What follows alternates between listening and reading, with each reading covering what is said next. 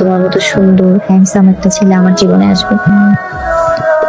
Hello, কি হয়েছে? তোমার এতবার করে কল দিতেছে, কল রিসিভ করো না কেন? আমি ওয়াশরুমে ছিলাম তাই ফোনটা ধরতে পারি নাই। কয়দিন ধরে দেখতেছি তুমি আমার ফোন রিসিভ করতেছো না, কি হয়েছে? কোনো সমস্যা? কেমনে ধরবো? আমি কি সারাক্ষণ ফোনের কাছে বসে থাকি? আপনার কথা শুনে মনে হচ্ছে আমি ফোনটা সারাক্ষণ হাতে ধরে বসে থাকি। কখন আমার স্বামী ফোন দিবে আর আমি ফোনটা ধরবো? ঘুমানোর সময় পাই না, খাওয়ার সময় পাই না আর ফোন। এরকম করলে কিন্তু পরীক্ষায় আমি ভালো রেজাল্ট করতে পারবো না। মেডিকেলের কত চাপ আপনি জানেন না? চিন্তা করুন, সময় মতো খাবারটা খায় নি। আর কোনো কিছু দরকার হলে আমার জানাই। ঠিক আছে, এখন রাখি।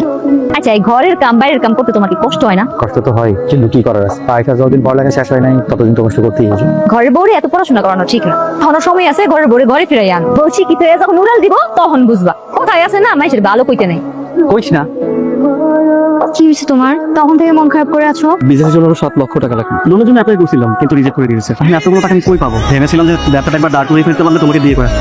আমার মনে হয় নাকি সব সত্যি শেষ হয়ে গেছে। আচ্ছা, তুমি একটা কাজ করতে পারো, তুমি একটু ব্যবস্থা করতে পারো? আমি? হ্যাঁ প্লিজ দেখো, আমি জানি যে তুমি বাসায় ফোন দিয়ে যদি বলো তোমাকে কোনো না করে না, একটু ব্যবস্থা করে দাও। কিন্তু কোনো কিন্তু নয় স্যার, দেখো তুমি একটাবার টাকা ব্যবস্থা করে দাও, আমাদের ব্যবসা আমি দাঁড় করে ফেলতে পারি, আমাদের লাইফ একদম সেট। এরপর তোমার পড়ালেখা খরচ থেকে সব খরচ আমি দেবো, বাসায় কোনো টাকা পয়সা চাইতে হবে না। এত টাকা কি বলে বাসায় চাইবো? মানে কেন আমাকে এতগুলো টাকা দিবে? ইম্পসিবল হয়ে যাবে। আচ্ছা শোনো, তুমি বাসায় বলবে যে তোমার 1 বছরের সেমিস্টার ফি একবারই পে করা হবে। তুমি একবার বলি দেখো, আমি তো উল্টাপাল্টা কোনো কথা বলছি না, সেমিস্টার ফি পে করা লাগছে প্রত্যেক মাসে। ঠিক আছে, আমি দেখি, কিন্তু আমি তোমাকে কথা দিতে পারছি না আমি পারবো কি পারবো না। তবে আমি চেষ্টা করে দেখতে পারি।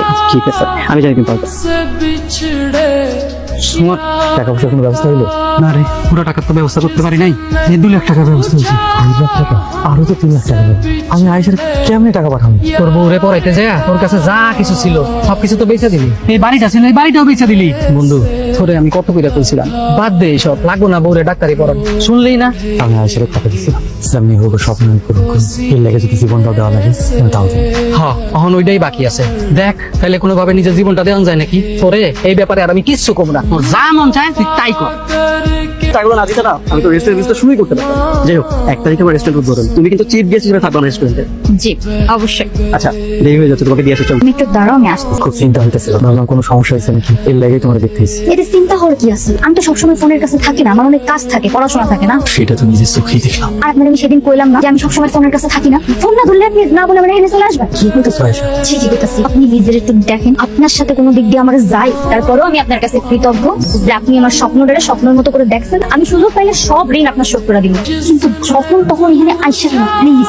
আমার ক্যারিয়ারের 12টা বাজবে আপনার এরকম আশা দেওয়া চলতে থাকে। আমার ভুল হয়ে গেছে। এটা যদি আপনি বুঝতে পারতেন, বুঝবেন কেমন সেই বুদ্ধি থাকতো।